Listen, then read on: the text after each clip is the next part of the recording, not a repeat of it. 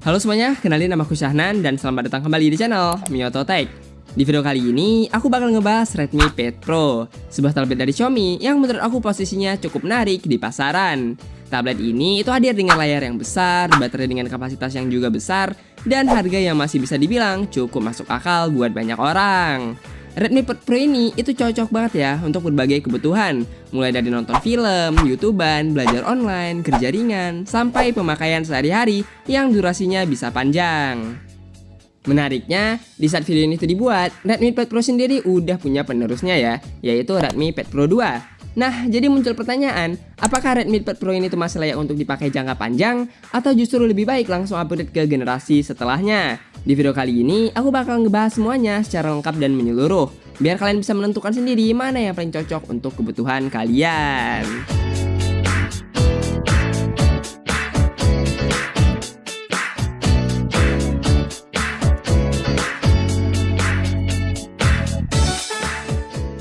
Kita mulai dari desain dan bodinya terlebih dahulu lah ya. Redmi Pad Pro itu hadir dengan desain yang bisa dibilang cukup simple, minimalis, dan gak neko-neko. Secara tampilan, tablet ini tuh kelihatan modern dan juga rapi, khas produk Xiaomi belakangan ini. Material bodinya sendiri udah menggunakan aluminium, jadi dari segi build quality, tablet ini terasa cukup solid dan gak murahan. Untuk dimensinya sendiri, memang tergolong besar ya, karena membawa layar 12,1 inci dengan bobot sekitar 571 gram. Jadi kalau misalnya dipakai lama sambil dipegang, itu memang agak terasa berat ya. Tapi kalau misalnya digunakan dengan posisi tablet diletakkan di meja, sandaran, atau pakai keyboard case, bobotnya ini sebenarnya masih cukup nyaman.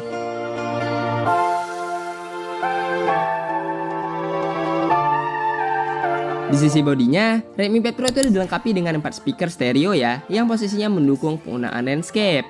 Lalu ada mikrofon, port USB-C di sisi bawah, tombol power, dan tombol volume di sisi samping. Secara desain dan penempatan port, semuanya tuh terasa fungsional dan memang ditunjukkan untuk pemakaian multimedia dan produktivitas ringan.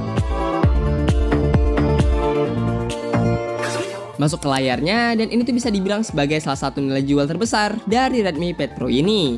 Tablet ini dibekali dengan layar IPS LCD berukuran 12,1 inci dengan resolusi 2,5K dan refresh rate 120Hz. Ukuran layarnya terasa sangat luas, jadi nyaman banget untuk nonton film, browsing, baca dokumen, ataupun multitasking. Tampilan layarnya terlihat tajam, warnanya cukup enak untuk dilihat, dan gerakan animasinya terasa halus berkat refresh rate 120Hz.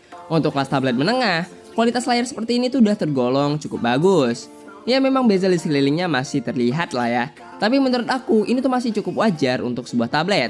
Dan justru ini tuh bikin lebih nyaman saat digenggam karena mengurangi risiko salah sentuh.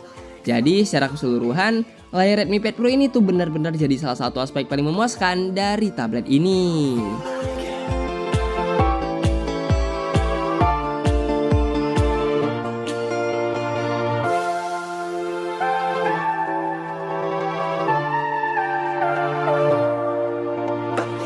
Sekarang kita bakal bahas performa dan RAM-nya ya. Redmi Pad Pro itu ditenagai dengan chipset Snapdragon 7S Gen 2 yang dipadukan dengan pilihan RAM 6GB ataupun 8GB serta storage 128GB dan 256GB.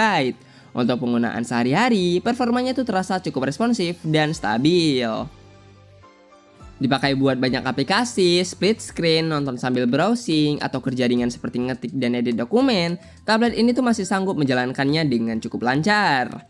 Ya memang Redmi Pad Pro ini tuh bukan tablet yang ditunjukkan untuk gaming berat ataupun pekerjaan yang sangat intens ya. Tapi kalau misalnya kalian lebih butuh untuk konsumsi konten ataupun produktivitas ringan, performa yang ditawarkan itu udah lebih dari cukup. Untuk performa gaming, khususnya buat game berat, Redmi Pad Pro ini tuh masih cukup bisa diandalkan. Di Genshin Impact, performanya tuh ada di kisaran rata-rata 40 fps. Tapi ketika efek di layar lagi rame atau lagi masuk ke skenario yang cukup berat, FPS-nya tuh bisa turun di sekitaran 30 fps-an. Hal yang sama, itu juga terjadi di Wuthering Wave. Secara umum, FPS-nya tuh ada di kisaran 40 fps-an dan akan turun ke 30 fps-an kalau efek atau load di gamenya itu terlalu berat. Sementara itu, untuk Honkai Rail, performanya sedikit lebih stabil ya, dengan rata-rata ada di sekitaran 42 fps.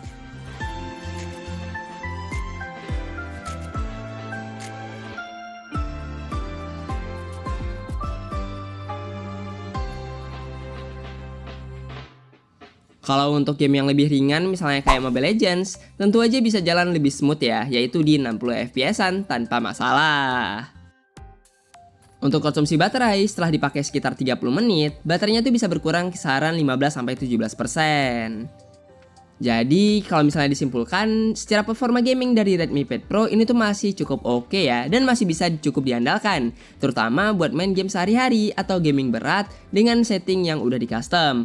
Namun, tablet ini tuh bukan buat yang ngejar setting full rata kanan lah ya, atau FPS yang tinggi secara terus-terusan. Karena chipset yang dipakai itu memang Snapdragon 7 Gen 2 yang posisinya ada di kelas menengah.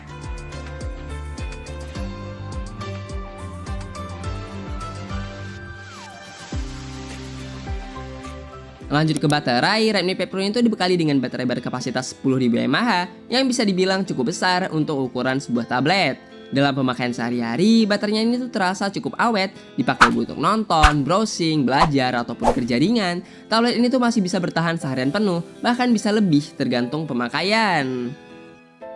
Untuk pengisian dayanya, Redmi Pad Pro itu udah mendukung fast charging 33 watt.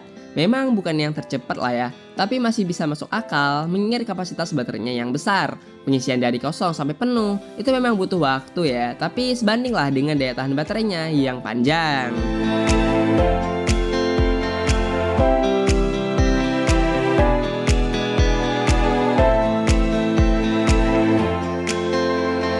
Dari sisi software, Redmi Pad Pro itu udah menjalankan HyperOS berbasis Android yang udah dioptimalkan untuk layar besar. Fitur-fitur seperti split screen dan floating window itu udah tersedia ya, jadi cukup membantu untuk multitasking. Pengalaman menggunakan HyperOS di tablet ini terasa cukup stabil dan smooth. Untuk ekosistem Xiaomi, tablet ini juga bisa terhubung dengan perangkat Xiaomi yang lain ya, misalnya untuk berbagi file atau sinkronisasi tertentu. Walaupun secara fitur nggak terasa revolusioner, tapi cukup fungsional untuk mendukung pemakaian harian.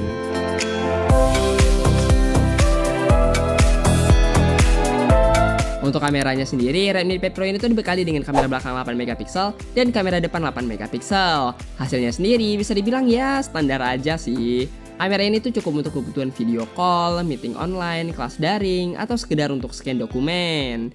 Ya jangan terlalu berharap kualitas kamera yang istimewa lah ya, karena memang sektor kamera bukan fokus utama dari Redmi Pad Pro.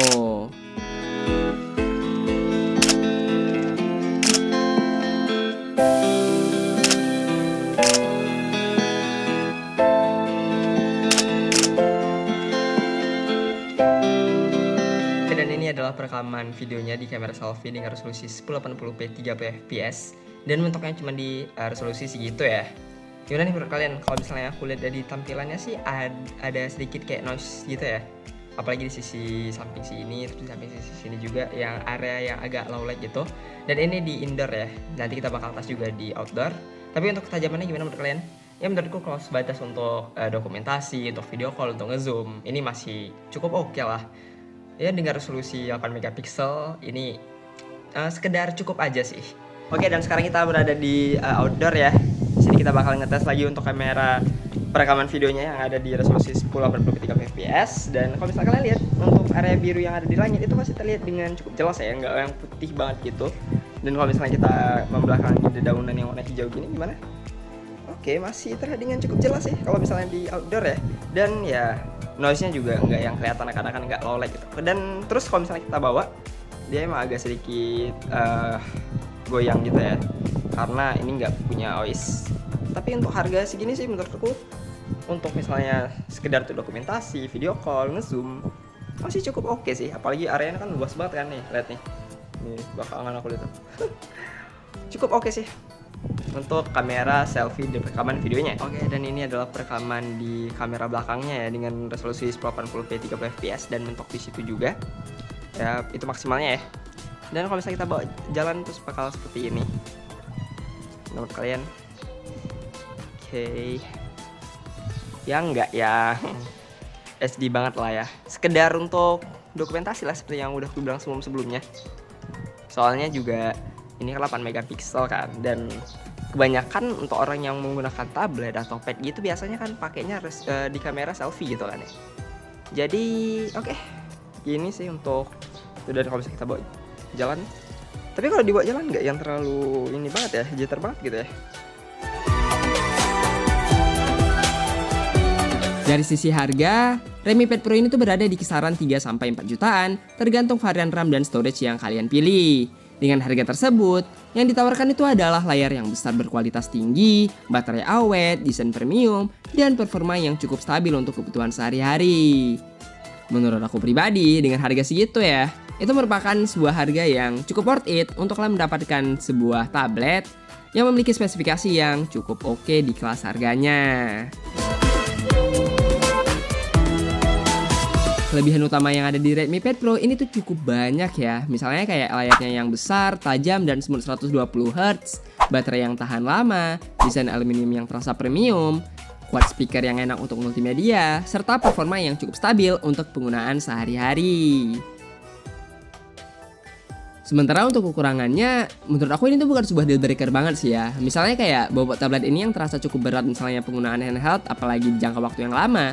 Tapi kalau misalnya kalian udah taruh aja di atas meja, atau misalnya kayak disandarin gitu ya, ya udah gitu loh. Bukan sebuah hal yang kayak gimana-gimana banget, namanya juga tablet kan. Terus kedua itu ada performanya yang bukan untuk gaming berat. Ya soalnya menggunakan chipset kelas mid range lah ya. Cuman menurut aku sih masih bisa untuk main game berat. Tapi ya disesuaikan aja lah untuk settingannya gitu. Terus kekurangan selanjutnya itu paling ada di kameranya aja sih, yang kayak kerasa biasa aja. Ya kalau misalnya sekedar untuk dokumentasi oke lah. Cuman kalau misalnya kalian berharap untuk langsung di-post di sosmed dan terlihat bagus, itu kayaknya tablet itu bukan sebuah hal yang didesain untuk seperti itu nggak sih? Dan terakhir itu ada kecepatan chargingnya yang masih tergolong standar aja sih, apalagi untuk kapasitas baterai yang sebesar ini. Ya kurang lebih ada 1,5 jam atau bahkan mungkin hampir 2 jam itu baru terisi sampai penuh. Tapi ya udahlah ya, namanya juga sebuah tablet yang kita kan nggak bakal terus-terusan pakai tablet gitu kan ya. Jadi seperti itu aja lah untuk kekurangan dari Redmi Pad Pro ini.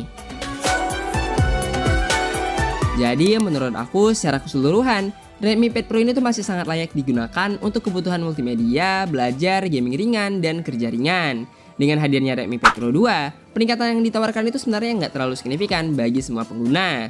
Jadi kalau misalnya kalian udah menggunakan Redmi Pad Pro, menurut aku masih belum ada alasan yang kuat untuk langsung upgrade ke generasi setelahnya. Tapi kalau kalian baru ingin membeli tablet dengan layar besar, baterai awet, dan harga yang relatif terjangkau, Redmi Pad Pro ini tuh masih menjadi pilihan yang masuk akal dan cukup worth it untuk kalian pertimbangkan. Jadi sekian aja untuk video kali ini. Jangan lupa like, subscribe. Nama aku Syahnan. See you next video. Goodbye, dadah.